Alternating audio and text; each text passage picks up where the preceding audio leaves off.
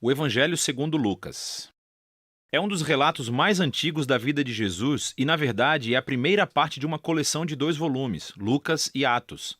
Se você comparar as linhas de abertura de ambos os livros, fica claro que eles provêm do mesmo autor. E há indícios internos no livro de Atos, assim como uma tradição antiga que identificam o autor como sendo Lucas, o companheiro de viagem e colaborador do apóstolo Paulo, que também sabemos que era médico. Lucas começa o seu trabalho com um prefácio explicando como e por que ele escreveu esse livro. Ele reconhece que há outros relatos muito bons da vida de Jesus. Mas ele queria voltar às tradições de testemunhas oculares do maior número possível de discípulos, a fim de produzir o que ele chamou de um relato sobre todas as coisas que foram cumpridas entre nós. Essa palavra, cumpridas, nos mostra por que Lucas escreveu esse relato. Para ele, a história de Jesus não é apenas uma história antiga. Ele quer mostrar como essa história é o cumprimento da longa história de aliança entre Deus e Israel. E, além disso, a história de aliança entre Deus e o mundo inteiro. O conceito do livro é bastante claro. Há uma longa introdução que funciona como base para as histórias de João Batista e de Jesus. E nos capítulos 3 a 9, Lucas pinta um retrato robusto de Jesus e a sua missão na região natal da Galileia. Depois disso, uma grande parte do livro descreve a longa jornada de Jesus até Jerusalém. O que leva ao clímax da história, que é a última semana de Jesus em Jerusalém, levando a sua morte e ressurreição, e que então nos leva até o livro de Atos. Neste vídeo, vamos nos concentrar apenas na primeira parte do Evangelho de Lucas. A introdução é longa e conta as histórias em paralelo do nascimento de João Batista e Jesus. Há um casal idoso de sacerdotes, Zacarias e Isabel, uma jovem solteira, Maria e José. Ambos recebem uma improvável promessa divina de que terão um filho. E ambas as promessas são cumpridas quando João e Jesus nascem. E ambos os pais cantam poemas de celebração. Essas canções de poesia ecoam textos do Antigo Testamento, salmos e profetas, mostrando como essas crianças cumprirão as promessas antigas de Deus. Mas esses poemas também descrevem o papel de cada criança na história que irá se desenvolver. João é o mensageiro profético que foi prometido na Torá e nos profetas, aquele que irá preparar Israel para se encontrar com o seu Deus. E Jesus, ele é o rei messiânico prometido a Davi, que irá trazer o reino de Deus sobre Israel e a bênção de Deus para as nações, exatamente como ele prometeu a Abraão. Depois disso, Maria leva Jesus ao templo de Jerusalém para a sua dedicação. E 2 profetas idosos, Ana e Simeão, veem Jesus e reconhecem quem ele é. E Simeão canta a sua própria canção, um poema inspirado pelo profeta Isaías. Ele diz que esta criança é a salvação de Deus para Israel e que ele se tornará luz para as nações. Assim, com toda essa antecipação, a história avança para a próxima sessão principal, onde Lucas apresenta Jesus e a sua missão. Ele prepara a história com o movimento de renovação de João no Rio Jordão, onde ele clama por um novo reino de Israel, arrependido e comprometido com uma nova vida através do batismo. Ele está se preparando para a chegada do reino de Deus. E então Jesus aparece como o líder desse novo Israel, e ele é marcado pelo Espírito e pela voz de Deus que vem do céu. Ele é o Filho amado de Deus. Depois disso, Lucas segue com a genealogia e traça as origens de Jesus, primeiro até Davi, depois até Abraão e, por fim, até o início da história de Adão, no livro de Gênesis. Lucas afirma aqui que Jesus é o rei messiânico de Israel que trará a bênção de Deus não apenas a Israel, a família de Abraão. Ele veio para todos os filhos de Adão, para toda a humanidade. Depois disso, Lucas estrategicamente relata a história de Jesus seguindo rumo à sua cidade natal, Nazaré, onde ele inicia a sua missão pública. Em uma reunião na sinagoga, Jesus se levanta e lê do livro de Isaías dizendo: "O Espírito do Senhor está sobre mim, para pregar boas novas aos pobres e liberdade para os prisioneiros, nova visão para os cegos e libertação aos oprimidos." Agora, assim como os outros evangelhos afirmam, esse Jesus apresentado é o rei messiânico que traz as boas novas do reino de Deus. Mas o que Lucas destaca de uma maneira única são as implicações sociais da missão de Jesus. Então ele traz liberdade, cuja palavra grega é aphesis. Literalmente significa libertação e se refere à antiga prática judaica do ano do jubileu, descrita em Levítico 25. É quando todos os escravos israelitas foram libertados, quando as dívidas das pessoas foram canceladas, quando a terra vendida foi devolvida às famílias. É tudo uma reencenação simbólica da justiça e da misericórdia libertadora de Deus. E então Jesus diz que esta boa nova de libertação é especificamente para os pobres. Agora, no Antigo Testamento, os pobres, ou em hebraico, ani, fazem parte de uma categoria muito mais ampla do que apenas as pessoas com pouco dinheiro. Refere-se também às pessoas de classe social baixa na sua própria cultura, como pessoas com deficiência, assim como mulheres, crianças e idosos. Também pode incluir pessoas forasteiras, como pessoas de outros grupos étnicos ou pessoas cujas más decisões de vida colocaram-nas fora de círculos religiosos aceitáveis. E Jesus diz que o reino de Deus é especialmente uma boa nova para essas pessoas. Então, depois disso, Lucas imediatamente coloca diante de nós um bloco grande de histórias, mostrando-nos como é a boa nova de Jesus para os pobres. Ela envolve a cura de uma mulher doente acamada, ou de um homem que tem uma doença de pele, ou alguém que esteja paralisado. Há histórias aqui também sobre Jesus acolhendo na sua comunidade um cobrador de impostos, Levi, que não é financeiramente pobre, mas um forasteiro social. Há uma história sobre Jesus perdoando uma prostituta. Lucas nos mostra como o reino de Jesus trouxe restauração e inversão das circunstâncias de uma vida inteira. Ele aumenta o círculo de pessoas que são convidadas a descobrir o poder de cura do reino de Deus. E como a missão de Jesus atrai muitos seguidores, ele faz algo ainda mais provocativo. Ele forma essas pessoas em um novo Israel, nomeando sobre eles os 12 discípulos como líderes correspondentes às 12 tribos de Israel. E então Jesus ensina seu manifesto de um reino invertido, ou como Lucas o chama, o sermão dado na planície.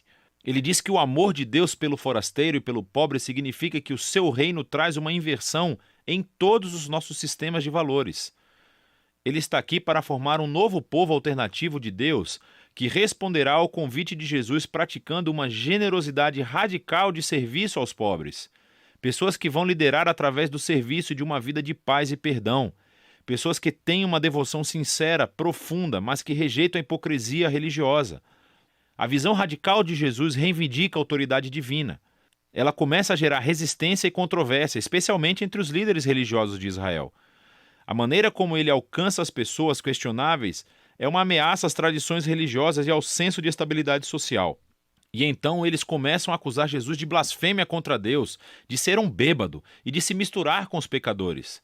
E assim essa ascensão culmina em uma nova revelação da missão de Jesus aos seus discípulos. Ele diz que sim, ele é o rei messiânico e que ele afirmará seu reinado sobre Israel, morrendo em Jerusalém, tornando-se o rei servo sofredor de Isaías 53, que morre pelos pecados de Israel.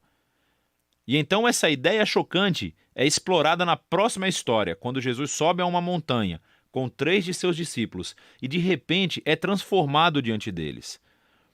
Eles estão envolvidos nesta nuvem da presença de Deus que anuncia: "Este é o meu filho escolhido". E Moisés e Elias também estão lá, os outros 2 profetas que encontraram a presença e a voz de Deus em uma montanha. E Lucas nos diz que eles estão conversando sobre o êxodo de Jesus, que ele estava prestes a cumprir em Jerusalém.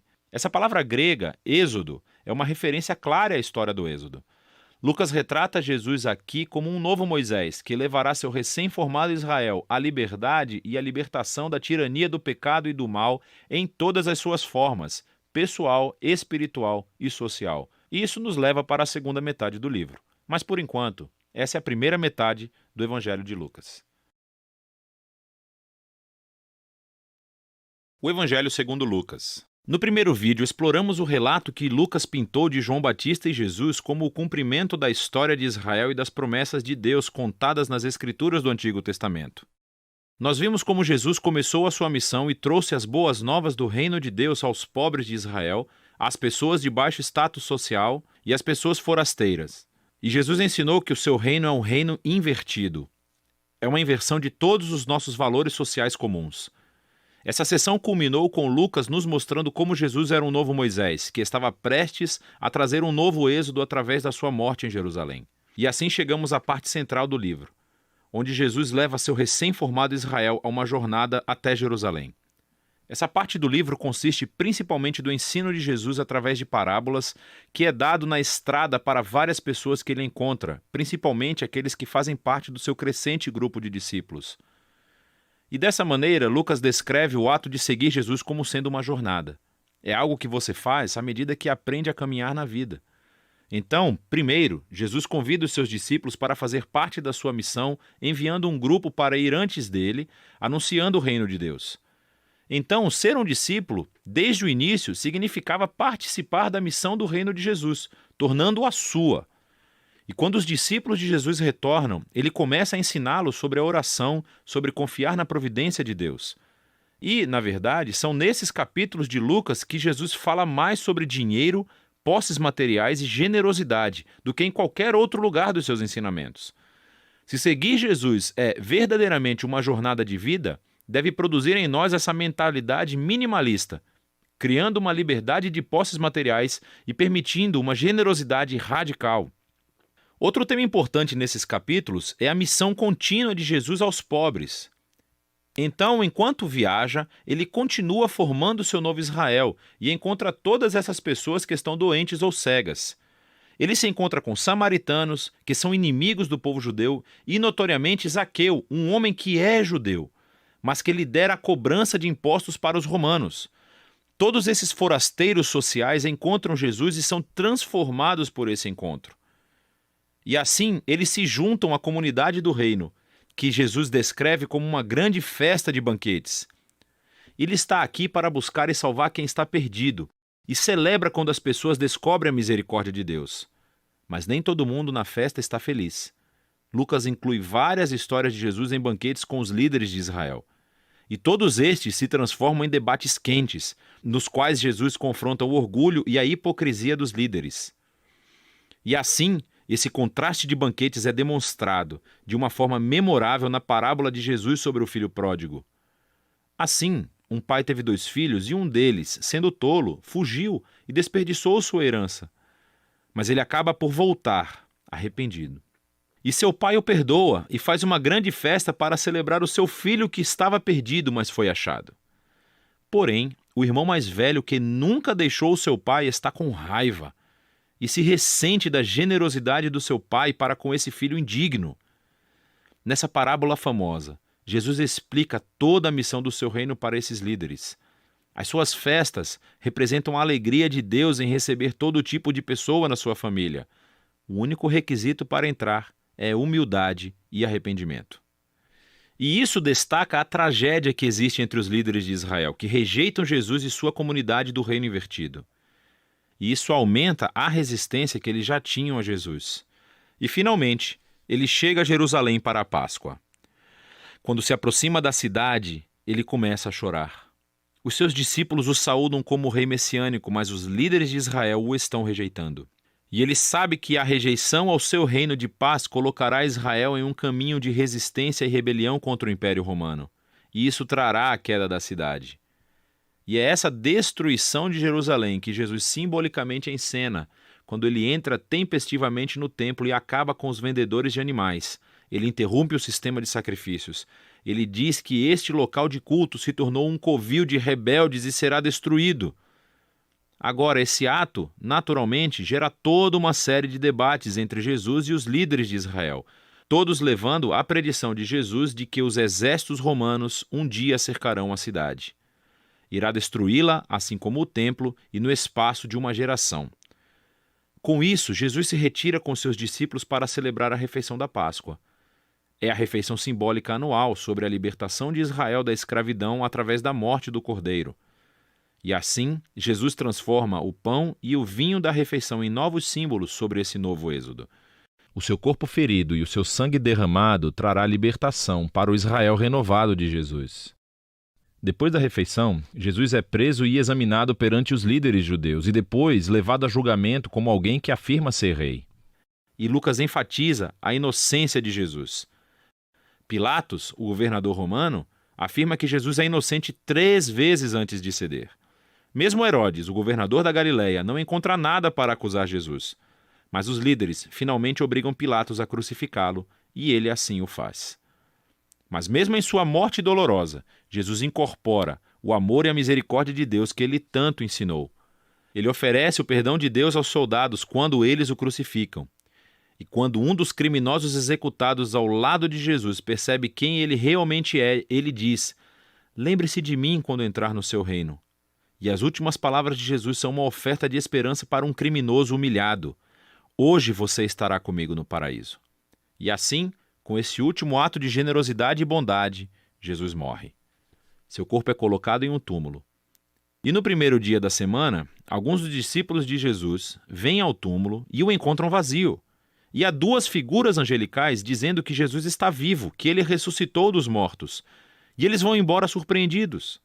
É bem aqui que Lucas conta uma de suas mais belas histórias. Dois dos discípulos de Jesus saem de Jerusalém para uma cidade chamada Emaús e estão de coração partido com a morte de Jesus. De repente, Jesus está lá, caminhando ao lado deles, mas eles não o reconhecem. Ele pergunta por que estão tristes. E eles falam sobre todas as suas esperanças de que Jesus teria sido o único a redimir Israel, mas que agora ele está morto. E foi tudo em vão. Mais tarde, quando Jesus come uma refeição com esses dois, ele quebra o pão para eles, assim como o fez na refeição da Páscoa. E é nesse momento que eles o reconhecem, e ele então desaparece. Lucas conta essa história para fazer uma afirmação importante sobre seguir a Jesus. Quando os discípulos de Jesus impõem as suas agendas pessoais e visão da realidade sobre Jesus, ele permanece invisível e desconhecido para eles. É somente quando nos submetemos ao reino invertido de Jesus, que foi resumido pelo seu corpo ferido na cruz e oferecido em amor pelo próximo, que vemos e conhecemos o verdadeiro Jesus. A cena final do livro é mais uma refeição. Jesus aparece aos seus discípulos e explica a eles, através das Escrituras do Antigo Testamento, como tudo isso fazia parte do plano de Deus. Que o Messias se tornaria o rei de Israel, sofrendo e morrendo pelos seus pecados e vencendo o mal com a sua ressurreição. E agora, assim como Simão o profeta prometeu no capítulo 2, o reino de Jesus se moverá para fora de Israel. Mas Jesus diz aos seus discípulos: esperem em Jerusalém pela vinda do Espírito que irá capacitá-los nessa nova missão. E isso, é claro, leva você até o segundo volume de Lucas, o livro de Atos. Mas por enquanto, esse é o Evangelho segundo Lucas.